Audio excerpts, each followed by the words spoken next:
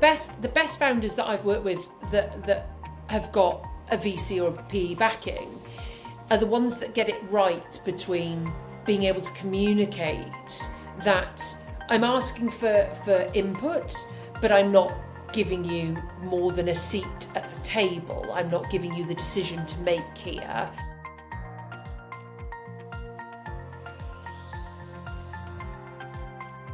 Hello everyone and welcome to this episode of Smithfield Smackdown. Smithfield Smackdown is Smithfield Search, podcast that explores the real challenges facing leaders in tech, creative and investor-backed businesses today. We aim to create very thoughtful conversations with founders, investors, creative leads, executives, and we dig into the important questions around leadership, culture, hiring and innovation, always with a focus on understanding the issues and finding practical solutions. We aim to create an honest dialogue which helps leaders navigate the complexities of the modern business world. Smithfield Smackdown offers insights and perspectives. We are designed to inspire positive change and smarter leadership. And so I'm really, really happy to have Lucy with me today. Lucy and I have never met in person, only on screen. I've no idea how tall you are. I'm not very tall. That's another story. That is another story. I also lie about an inch or so, but don't we all? Who doesn't? Yeah, exactly. So I would love you to introduce yourself, Lucy, and talk to me for a few minutes about your journey into leadership. What was the first real challenge in your career and what's been your journey since? Okay, so my name's Lucy Bulley and I am a board advisor, non-exec director and occasional fractional COO these days. The last 6 or so years I've been namely a fractional COO working with scaling businesses across multiple sectors from I think fashion. you describe yourself as a startup wingman somewhere. And I like that. I do. I am a startup wingman. I honestly, founders who don't know what they don't know, that need a safe pair of hands, somebody that you want to go into battle with, right? I am that person. Brilliant. With an absolute passion for organisation of chaos. And I've got a very high tolerance to stress. And I have been part of, done a lot of different things in the last 15 years, specifically of my career, which generally means that I've got a semi-qualified opinion on most things scale up. Brilliant. But always from my lenses, my specialism, my expertise, my superpower is business operations. You know, how do you take that concept through to a profitable business and what is involved to get you there in the cheapest, quickest, easiest way possible. So love it. That's what I do. How'd you get there? So what was your first real challenge and what's been your journey? How did you get here, Lucy? Well, it's been a long and winding road, but the turning point, let's say, was COVID. I'd been working in a group of financial services businesses that was growing via acquisition, and COVID hit, and the investors that were invested in the business, various ones needed to pull out because of other the macro situation. They pulled out, the business went pop, and I went pop with it. So it was, I can laugh and joke about it now, but I had potentially the worst weekend of my life. I was let go on a Friday by a team of administrators, and I spent most of the weekend crying in my shower. And then on Monday, I got dressed and put my makeup on and went to work where I didn't have a job. So I just dressed up and went to a job that I didn't have. And that was it. The only way that I could make money was to monetize the skills and experience that I had.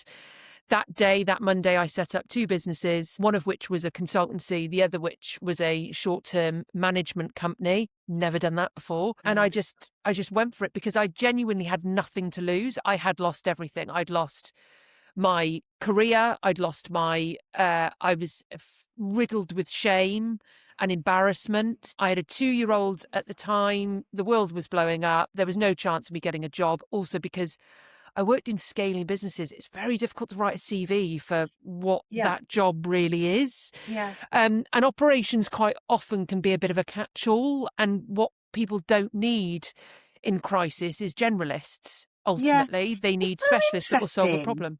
It's so interesting what you're saying. So we spent a lot of time with senior executives in this space shortly after COVID or shortly after redundancies more recently. And I am amazed how many people said the word shame, felt alone, felt like they were the people that had to solve it. Where does all that come from? I think it's a, for me in my career as the habitual wingman of everybody, I've always been a fantastic Robin or a goose to Maverick, if you will. I'm the person that is the safe pair of hands that will get stuff done and will get it done right and well and quickly. Now, when something then goes wrong, it is very difficult to not take responsibility that Yeah. you either had a hand in it, or if you had done your job well, that wouldn't have happened. Now, the short answer in my circumstance was that I had zero control, but I spent every day trying to have control. So my brain was just there going, you should have seen that coming. You should have done something differently. Right. Or you should have been better, and that wouldn't have happened. Well, actually, that Yeah. was all COVID. I mean, come Yeah. on, like, Interesting. Yeah. give me a Worldwide break. pandemic. But Don't that's take it personally. yeah, no, don't take it personally. And also, I think there's an element there of leaning into it. You know, shame can also come from care. Yeah. Care channeled the right way can help you perform. Like Mm. there was a whole narrative shift that needed to happen Yeah. there, and I'm very lucky that it did.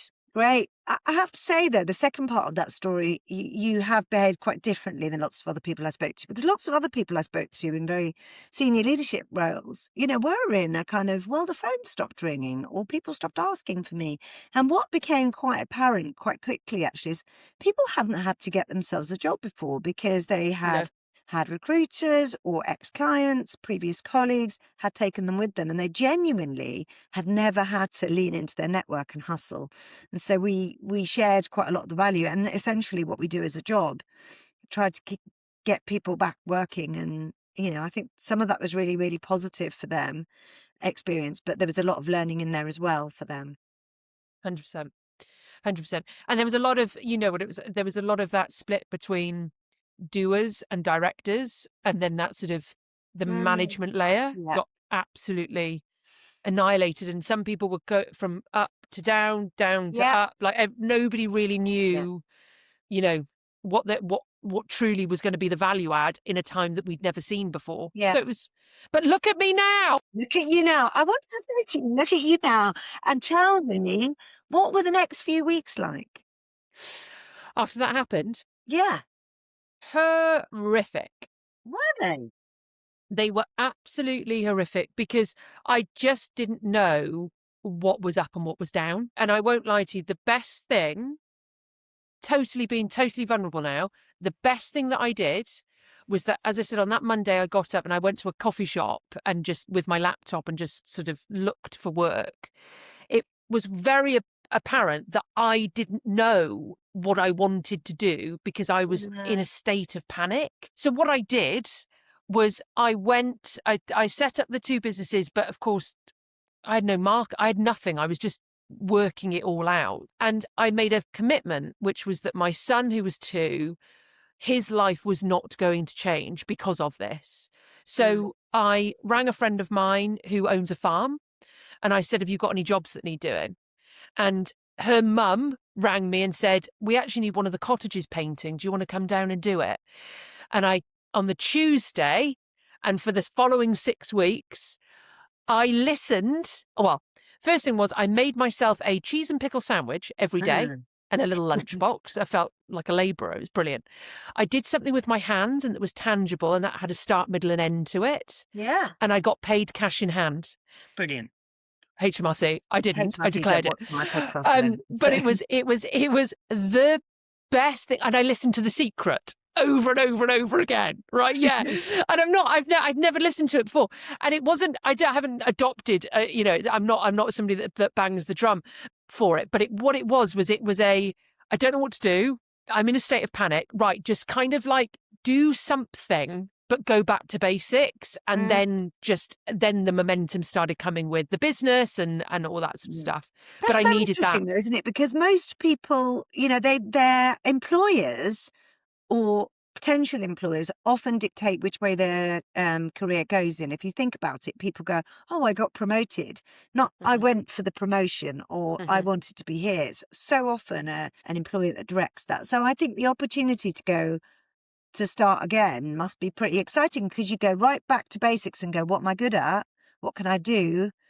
How can I monetize this?" Absolutely, yeah. And I bet you're a it was. stack of fun to work with as well.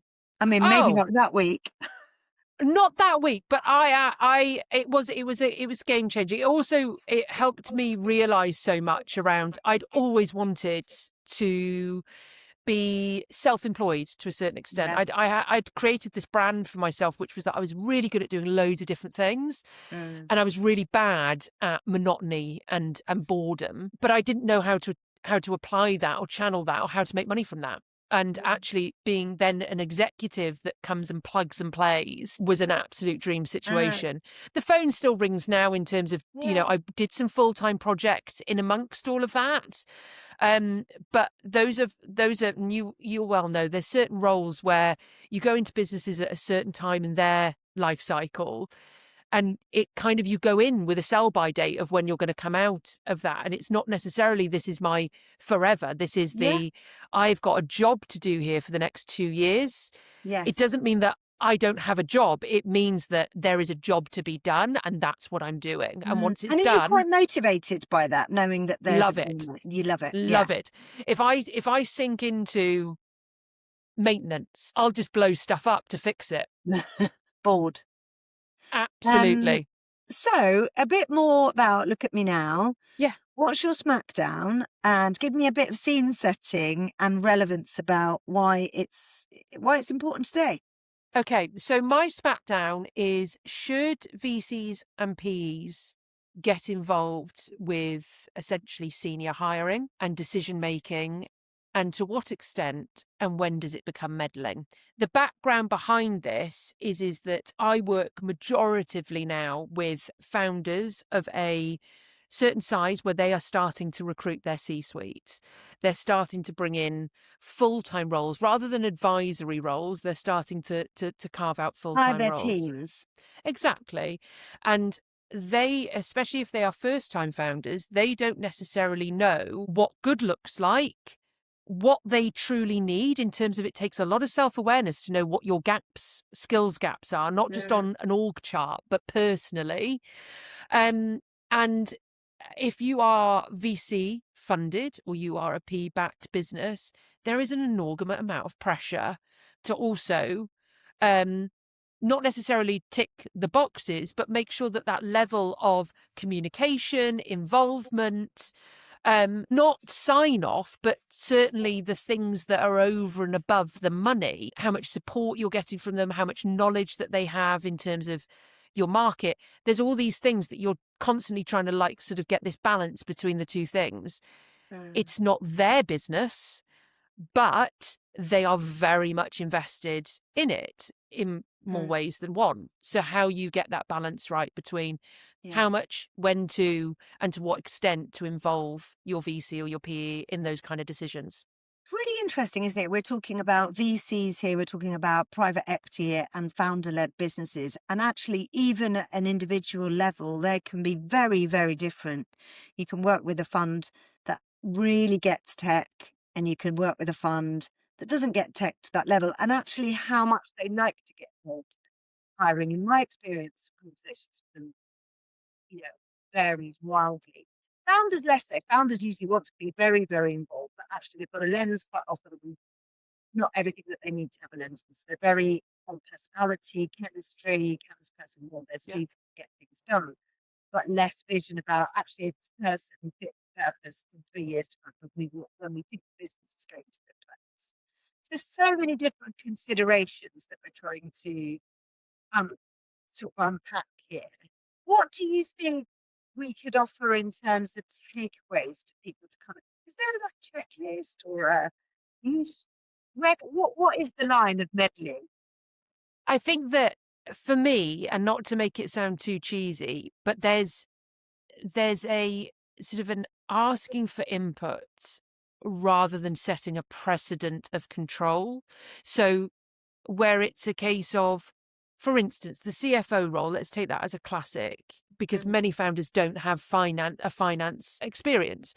And many good CFOs can work for a portfolio in terms of whether they are a portfolio FD or CFO, but notably that a fund or a VC or a PE has worked with similar people or the same person and placed them into similar businesses. And therefore, it's really great intel for that recommendation. Now, where it comes to, I am looking, top tip here would be for this role as part of your investor updates. I'm looking for this role. Here's the job spec.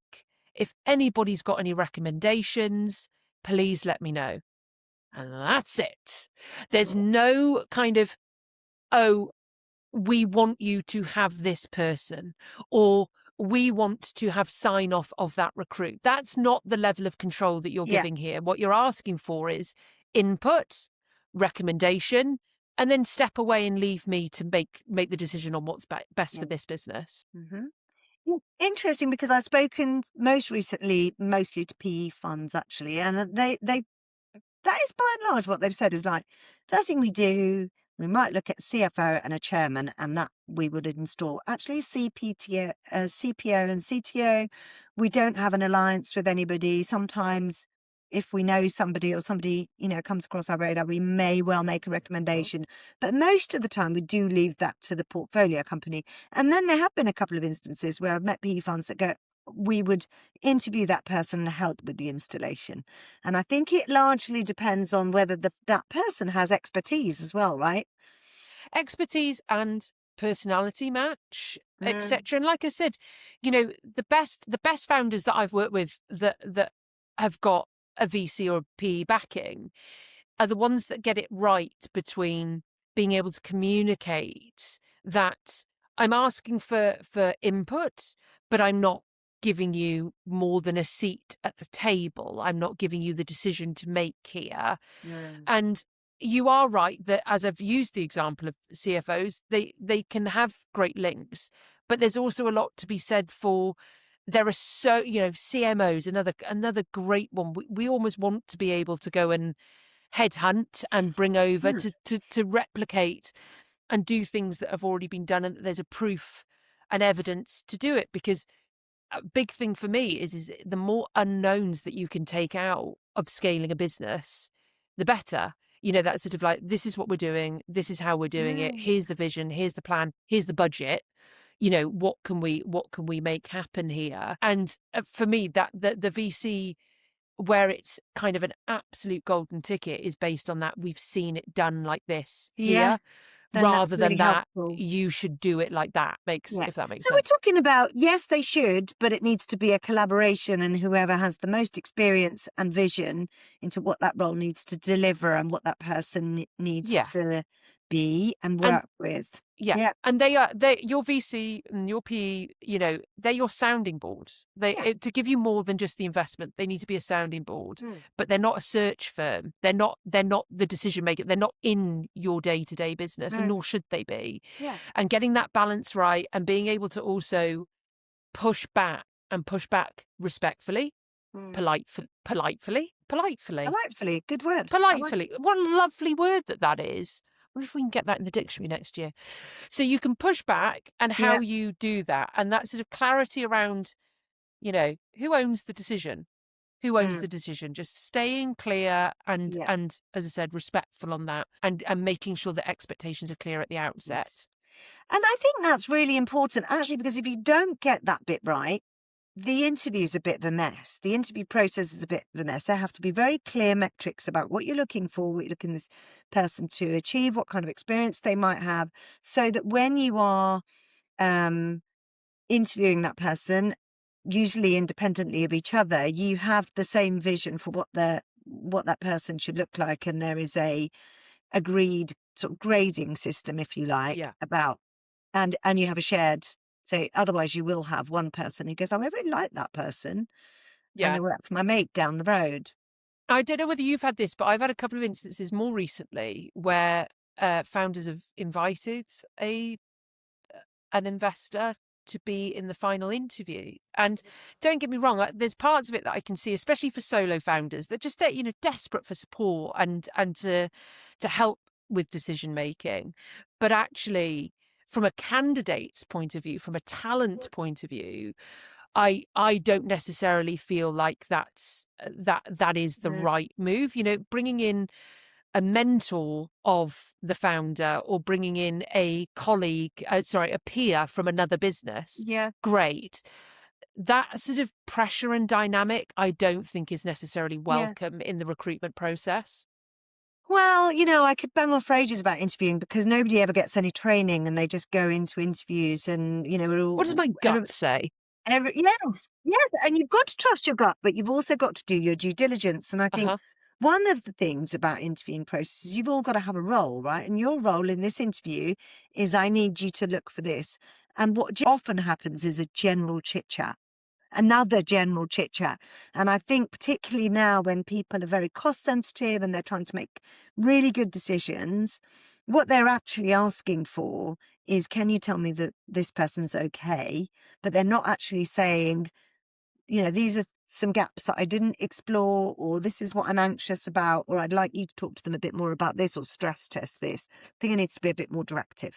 Yeah, I totally agree. And I think also the power of that interaction from a founder's point of view with their VC or with their PE is it's a great opportunity to sort of show your own leadership and be able to give that as a bit of a sort of peek behind the curtain as well of, they will always want to manage their own risk. Your job is to make them feel confident and to mitigate risk. And sometimes the hiring process can be a really great way of kind of getting to build a bit of credibility, a bit more trust, if you handle it right and if you play that game correctly.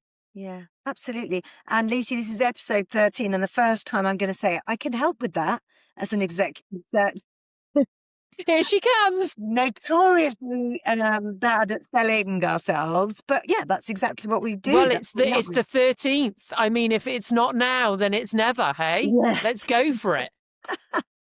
Okay, thank you for that. You're welcome. So tell me, do you have a story about your most proud moment in leadership or your career? It doesn't have to be in leadership.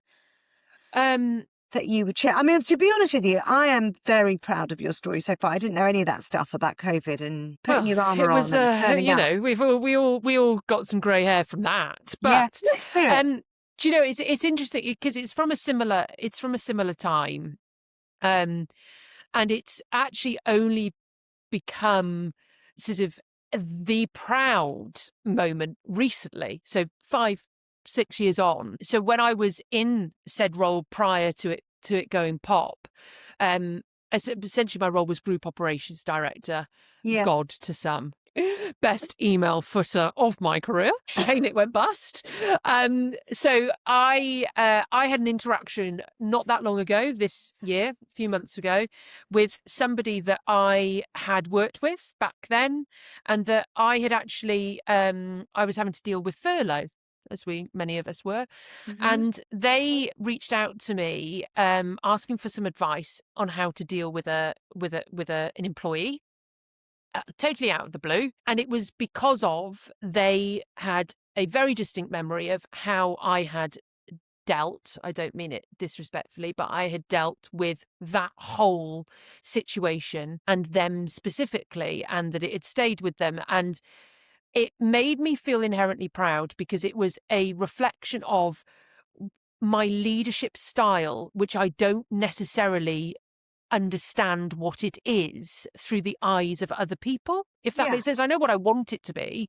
I know Yeah. what I'm trying to have it be, but it's very rare at an exec level that you're getting that, up and down feedback that goes, oh, you actually, you really inspired. And it was such a lovely opportunity for me to hear from them that the way that I had treated them in terms of respect, communication, and also the level of transparency that I had, whilst also making them feel secure and seen and heard and safe in a very unsafe moment. But also that following that, so then I basically, when the whole business went up and my whole life had blown up also, I'd also offered pretty much everybody that was in my sort of management team underneath. I had reviewed their CVs. I'd reshared posts looking for roles for them. I had done everything that I could to put their life jackets on, and I had forgotten so much of all of this because it was just a blur. But it really, anybody can be good when times are good, right? And it gave me a reminder, not in an arrogant way, but a reminder of, do you know what? No, your essence at your core, you care about people, and that's the most important thing. Yeah. And I think that it is very tough in senior leadership to get opportunities to do that, for one, and for two, to be remembered for doing that, and also to get it fed back to you that you did do it. So I was inherently proud of that as a whole moment. Yeah, as you should be. And actually, I was recording a different podcast with somebody last week who was saying exactly that. We have all in the C-suite had to make some really tough decisions. The last 6 years have been quite brutal in some ways, but leading with, your heart and being an empath and really ensuring that people are cared for and seen goes a long way. And sometimes they don't get to tell you. But I hope somewhere along the line, we all know that we gave those situations the care and attention that was really required. And that was okay. Yeah. And helped impact other, I don't want to make it sound like generational, but that's sort of like that legacy element of, I was then getting an opportunity to say, this is how I would deal with that. I had an impact on somebody else working out their management style and their leadership style. And actually, I had an opportunity to meet a handful of people that were ex-employees at something recently, and it was really nice to hear them say that was, it was just a horrible situation, but it was dealt with very well, and I felt really cared of, and I look back on that time. Yeah. So you should absolutely credit yourself with that. Thanks very Well much. done. I'll take it. It wasn't all just hazard tape and 2-meter signs. Yeah. There was actually some good leadership that came out of that. Who knew? Well, thanks for sharing your time and your story with me. It's been really inspiring. I've loved it. And I do hope that one day we get to meet. Yes, me too. And I will give you the unfiltered, unrecorded version of that story too. And for anybody else that wants to come along for a large gin and tonic, I'll share it with you as well. Sounds brilliant. I'm going to say goodbye for now. And thank you. You're welcome.